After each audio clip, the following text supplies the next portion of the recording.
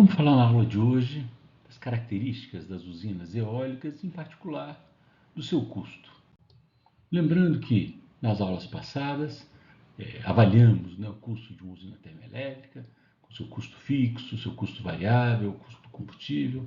Avaliamos também o custo de uma usina hidroelétrica e fizemos aquela simulação levando em consideração a variabilidade anual, a sazonalidade, os períodos úmidos e secos que devem ser considerados na usina hidrelétrica.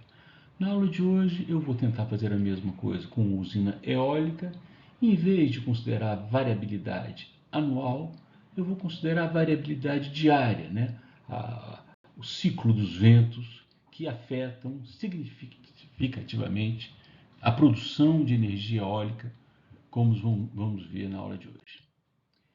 Então, nosso objetivo é avaliar custos e, evidentemente, para avaliar custos a gente tem que saber como é que funciona, como é que a usina funciona, quais são os princípios que fazem com que ela transforme a energia do vento em energia elétrica.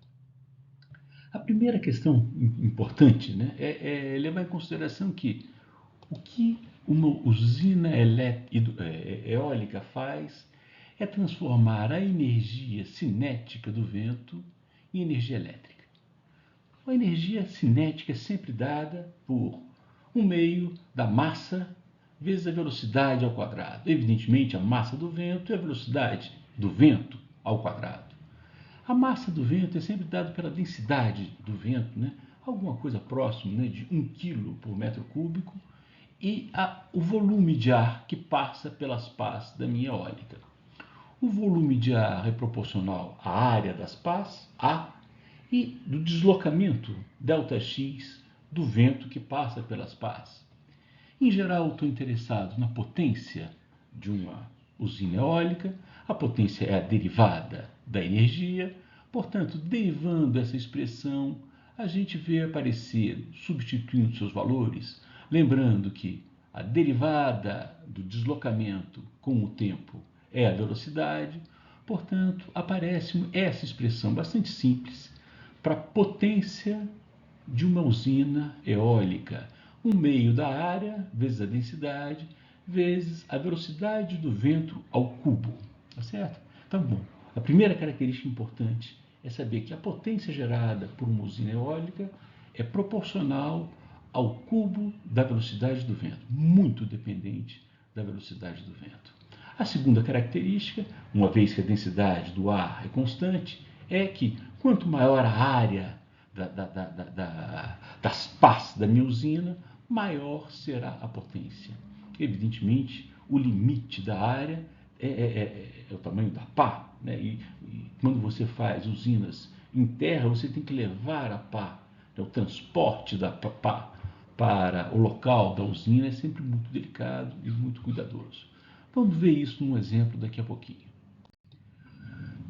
Outra característica interessante das usinas eólicas é que você não consegue aproveitar toda a energia do vento. O vento passa, a energia, a velocidade do vento do outro lado da pá não é igual a zero. A gente só consegue aproveitar uma parte sempre da ordem de 40% no máximo da potência do vento. No entanto, tem um limite físico, que o pessoal chama de limite de Betz, que diz que a relação entre a potência disponível na pá e a potência do vento é o chamado coeficiente de potência, e esse nunca será maior do que 16/27 ou 59%. Certo? Então, eu tenho uma dificuldade e eu tenho várias outras, é claro, em todo o processo de conversão eletromecânica de energia. Observe que nessa imagem a gente tem uma usina offshore, uma usina que está no mar, com longas pás. Observe que aqui tem um sistema bastante sofisticado de ajuste da pá para aproveitar melhor o vento.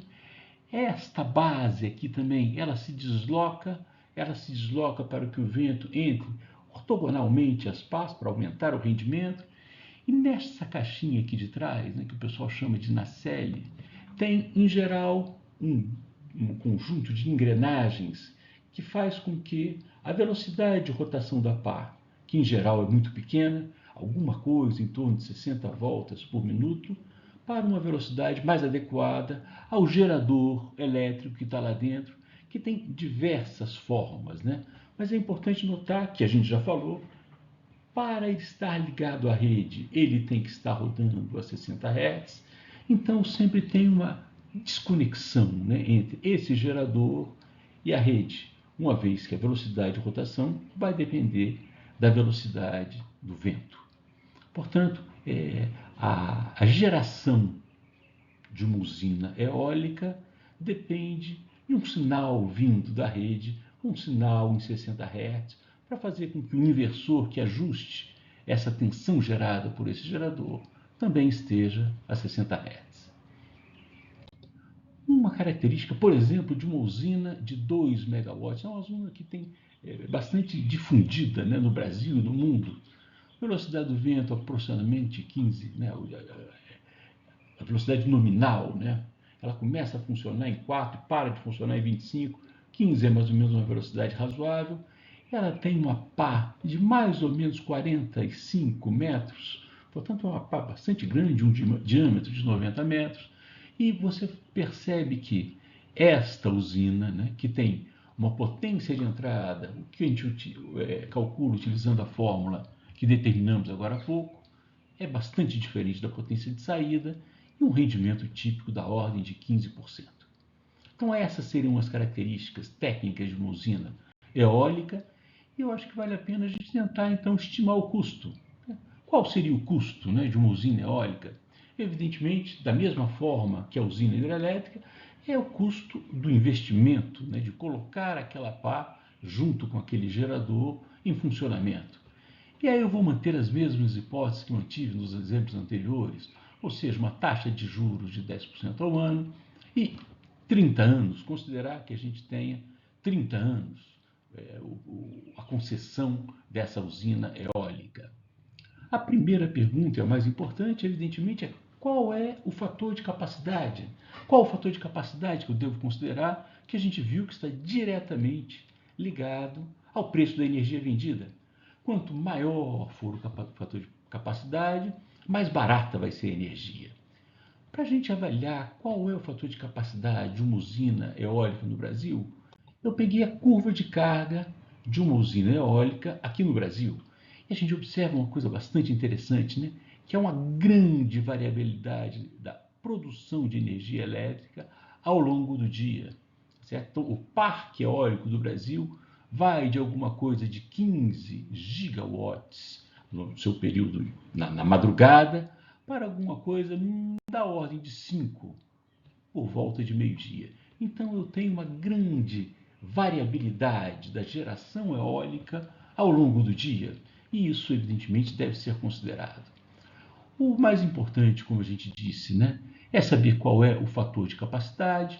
Usando aquela curva que a gente acabou de mostrar, a gente vê que uma potência média de 10 gigawatts aproximadamente no Brasil, naquele dia específico, para uma potência instalada de 25 gigawatts, dá um fator de capacidade de 40%.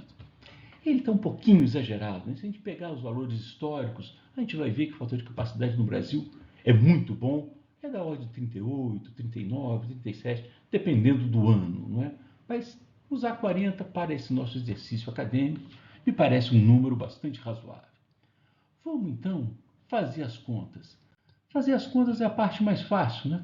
Porque, uma vez determinado qual é o valor do quilowatt instalado, eu vou ter uma série uniforme que vai remunerar aquele investimento. O valor da potência instalada também é um número difícil de arranjar. E esse aqui, ao contrário da termoelétrica e hidroelétrica, eu tentei buscar no mercado o valor, né, das usinas que estão sendo instaladas no Brasil. Alguma coisa em torno de 1.400 dólares por quilowatt instalado.